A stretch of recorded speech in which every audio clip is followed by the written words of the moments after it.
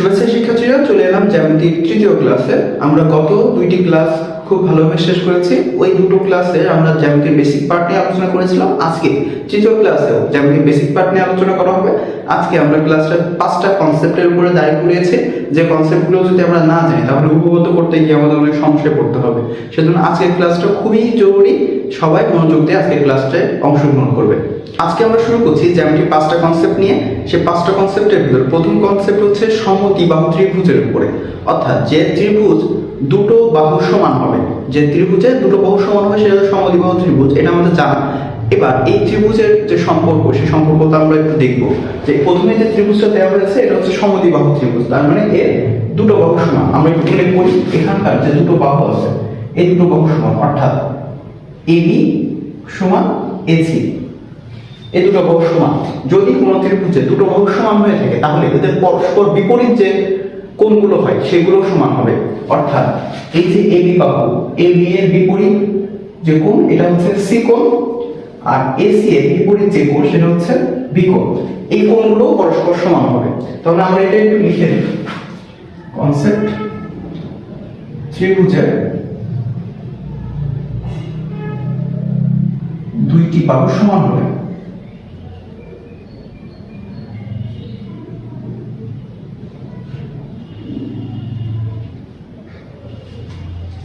এদের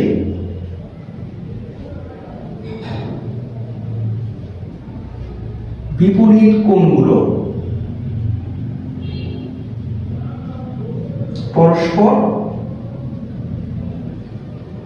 সমান হবে।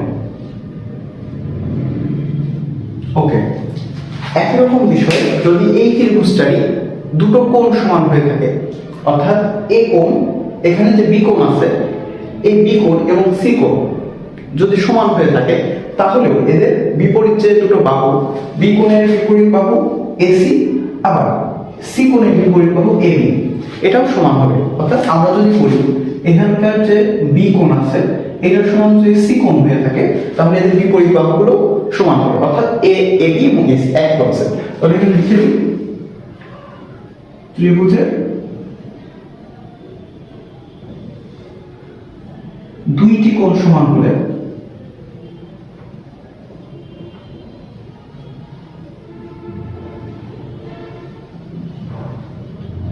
এদের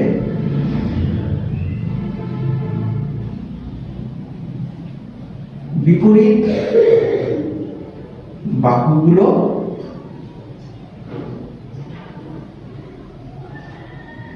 পরস্পর সমান।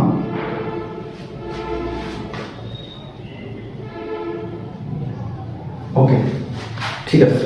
এবার আমরা তৃতীয় নম্বর যে ধাপ বা স্টেপ বা যে তৃতীয় নম্বর অংশটা আমরা দেখতে যাচ্ছি সেই বিষয়টা আমরা দেখব। সেই বিষয়টাই আমরা দেখছি একটি ত্রিভুজে একটা বাহু ছোট হবে আর একটা বাহু যদি বড় হয় তাহলে এই ত্রিভুজের যে ভিতরের সম্পর্ক সেটা আমরা দেখব।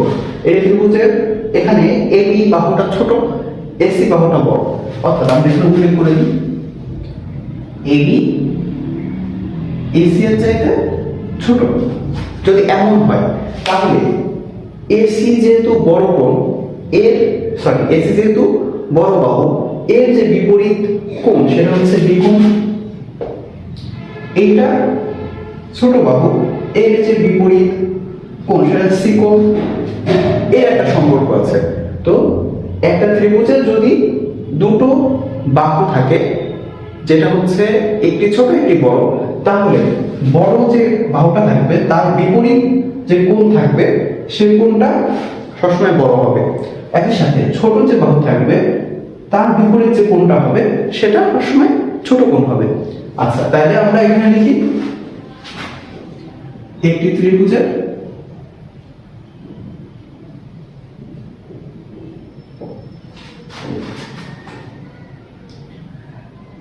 একটি বাহু অপরটি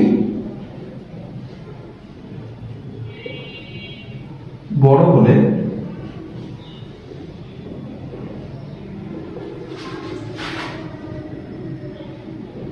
বড় বাহুর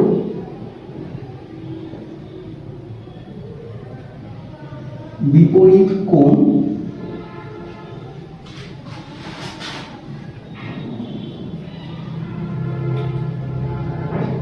ছোট বাহুর বিপরীত কোণ অপেক্ষা বড়।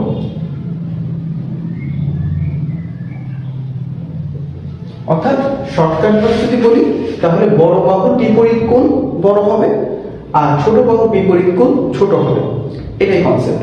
আবার আরো একটা কনসেপ্ট আছে, আমরা এখান থেকে বা যে কোনো একটা ত্রিভুজ থেকে দেখতে পারি, সেটা হচ্ছে যে কোনো ত্রিভুজের তিনটে বাহু থাকে, তিনটে কোণ থাকে।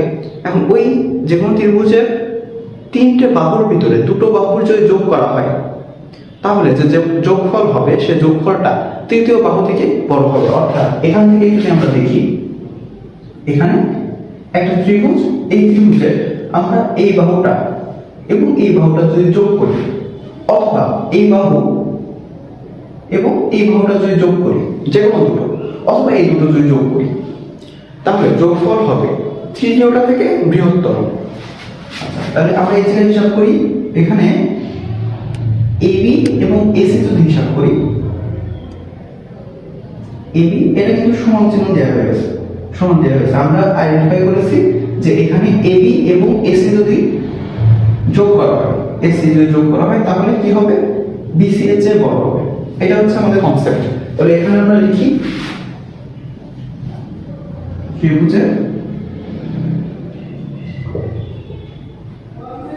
দুইটি বাহুর যোগফল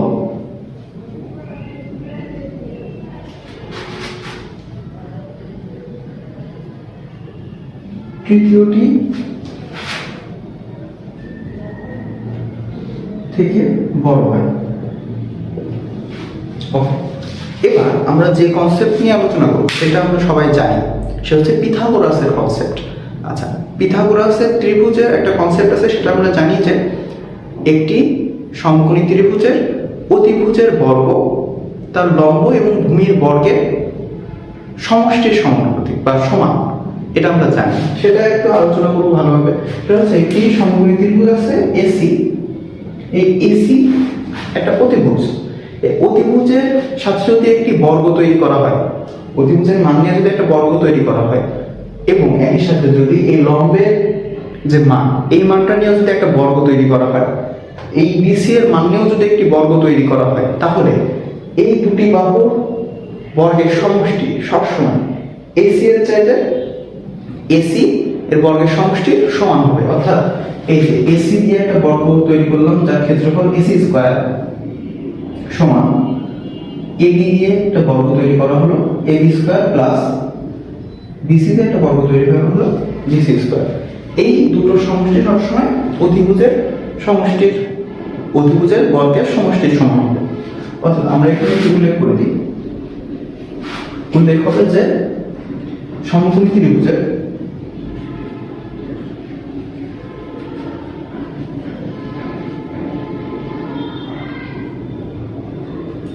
ত্রিভুজের অতিভুজের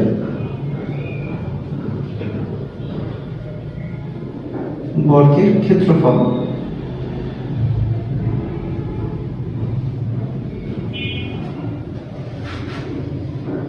অতিভুজের বর্গের ক্ষেত্রফল সর্বদা লম্ব ও ভূমির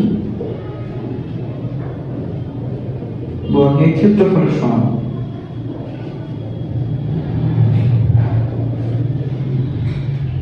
সমষ্টির সমান।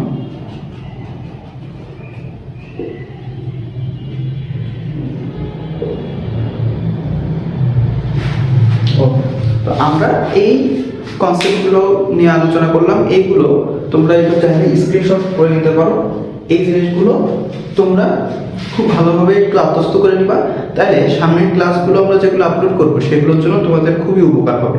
তো আজকের ক্লাস এই পর্যন্তই। তোমরা সবাই মনোযোগ দিয়ে আমাদের ক্লাসগুলো দেখবা, এইটাই আশা করি। তো ধন্যবাদ সবাইকে।